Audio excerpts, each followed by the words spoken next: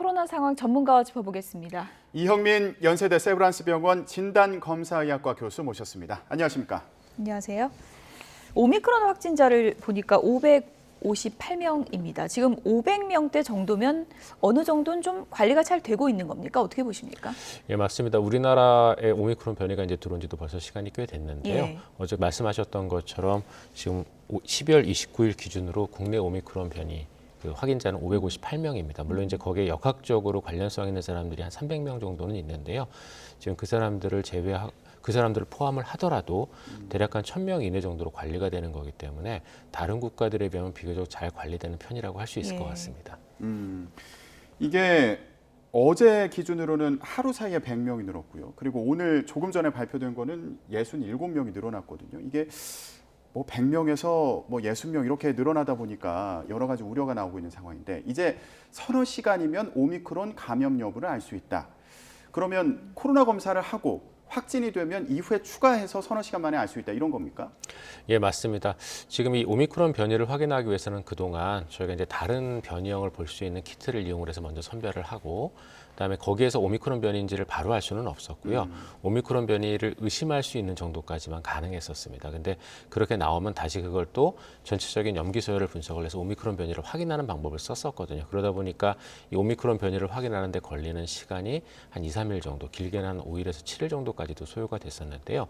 지금 말씀하신 그런 키트는 오미크론 변이를 PCR을 이용해서 직접적으로 이제 우리가 잡아낼 수 있는 그런 키트가 되겠습니다. 그래서 그 이후에 유전자 염기서열 분석이나 이런 과정이 필요하지 않기 때문에 예. 코로나19를 확진받은 사람을 대상으로 이 검사를 추가로 한 번 더 시행하면 그러면은 PCR에 보통 걸리는 시간이 저희가 한 3시간 정도를 생각을 하거든요. 그래서 그 정도 시간만 예. 소요가 된다면 저희가 오미크론 변이인지를 확인할 수가 있습니다. 오미크론 확진자 수를 제가 정정해서 다시 말씀드리면 오늘, 그러니까 어제 하루 또 67명이 늘어서 오늘 확인된 확진자는 625명입니다. 정정을 하겠습니다. 558명은 어제 기준 확진자 수고요.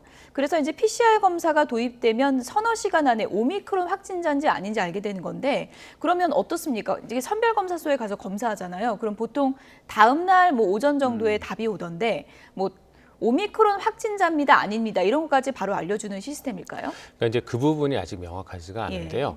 저희가 이제 이 오미크론 변이를 알 수 있는 키트는 개발을 했지만 이걸 어떻게 쓰느냐에 따라서 오미크론에 대한 방역 정책이나 이런 것들이 좀 달라질 가능성이 있거든요.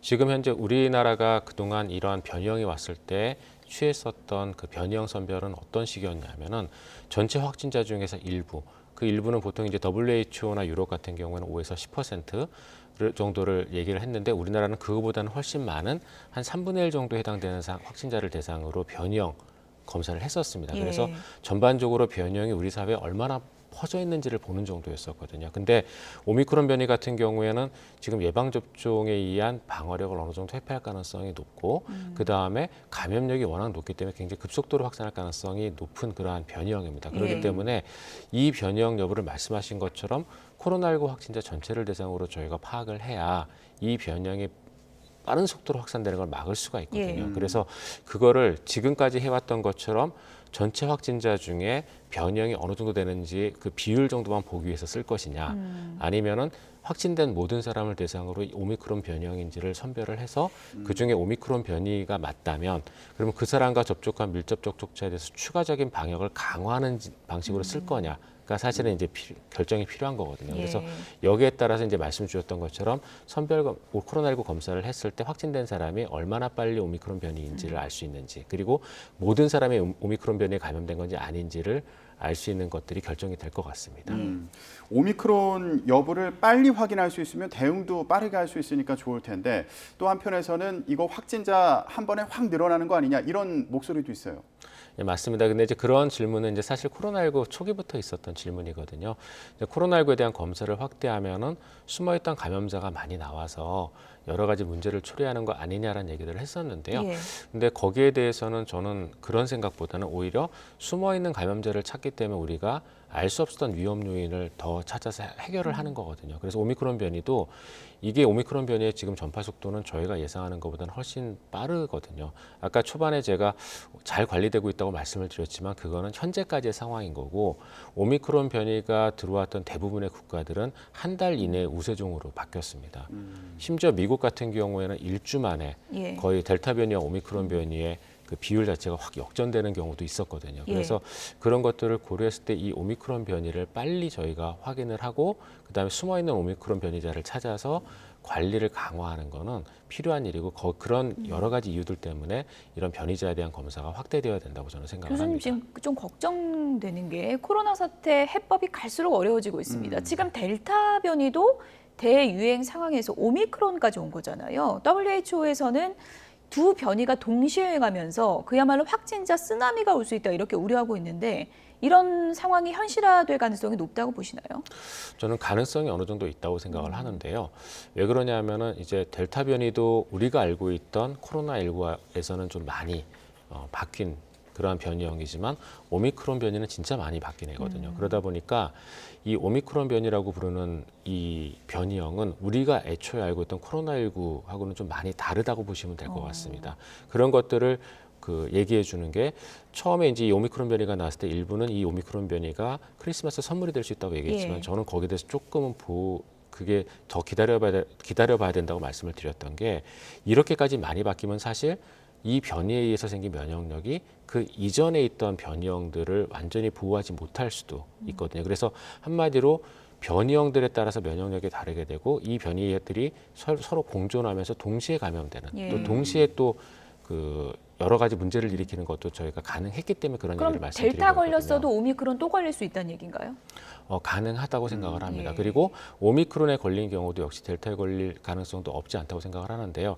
지금 해외 쪽에서 나오는 논문을 보면 오미크론 변이에 감염되는 경우 델타 변이에 대한 항체가가 한 4배 정도 상승한다라고 얘기를 하고 있거든요. 근데 그거는 4배 정도 올라가는 거니까 좋은 거 아니야? 또는 뭐 면역력이 생기는 거 아니야라고 생각하실 수도 있지만 저희가 통상적으로 3차 접종을 했을 때 상승하는 항체가가 30에서 60배거든요. 그럼 거기에 비해서 4배 정도의 항체가 상승은 사실 그렇게 큰 게 아닙니다. 그 얘기는 곧 오미크론 변이하고 기존의 변이형들하고는 면역학적인 특성 자체가 조금 다르다라고 볼 수가 있거든요. 그러면 그런 것들을 고려했을 때 이 두 가지 변이형이 공존할 가능성도 저는 없지는 않다고 봅니다. 그러면 그런 경우에 의료 대응 역량은 충분하다고 볼 수 있을까요? 의료 대응 역량은 여러 가지 면에서 저희가 좀 고민을 해봐야 될 것 같은데요. 일단 오미크론 변이의 중증도가 어떠느냐에 대한 답은 지금까지의 그 보고를 봤을 때는 다행스럽게도 델타 변이보다는 조금 낮아 보이는 것 같습니다. 이제 덴마크의 데이터를 이제 지난주에 잠깐 말씀을 드렸는데 덴마크의 데이터는 일단 입원 환자의 숫자는 그 이전에 비해서는 이제 많이 감소했다. 하지만 이게 이제 예방접종 효과 때문이고 큰 차이는 없을 것 같다는 게 덴마크의 보고였었는데요. 다행히 이제 그 비슷한 시점에 이제 영국의 보고가 나왔고 영국의 보고는 덴마크 보고보다 훨씬 더 대규모 데이터이거든요. 근데 영국의 데이터에서는 다행스럽게 델타 변이보다는 한 40에서 70% 정도는 이제 입원하는 정도의 중증도의 환자가 적은 것 같다니까 한마디로 입원할 가능성이 그 정도 줄어든다는 얘기거든요. 그래서 중증도 자체는 줄어든 것 같은데 문제는 이게 너무나 빠른 속도로 확산되고 감염력이 높다 보니까 결국은 입원하는 사람의 숫자는 비슷하거나 더 많아지는 그런 영향을 보이거든요. 그러니까 한마디로 100명 감염돼서 20명 입원하는 거하고 1000명 감염돼서 뭐 100명 입원하는 거하고 이런 상황이 벌어질 수가 있기 때문에 전반적으로 어느 정도 의료 역량을 저희가 확장할 필요는 있을 걸로 생각이 되고요. 그러면서 동시에 이제 중요한 게 경증 환자도 분명히 많이 발생할 건데 이 경증 환자가 많이 늘어나게 되면 분명히 여러 산업계나 이런 사회 시스템 유지에 분명히 문제가 생길 가능성도 있거든요. 그래서 그런 것들에 대한 대응도 필요할 것 같습니다. 끝으로요. 오미크론이 기존 변이와 상당 부분 다르다고 앞서서 분석을 해주셨는데 그러면 우리가 델타랑 싸울 때랑 다른 전략으로 좀 가져야 될 것 같은데 어떤 부분이 가장 중요한 건가요? 사실 제일 중요한 거는 감염력이 높은 부분이기 때문에요. 거기에 대한 대응이 필요한데 근데 더 높은 감염력의 오미크론 변이에 대응하기 위해서는 사회적 거리 두기밖에는 사실 답은 없거든요.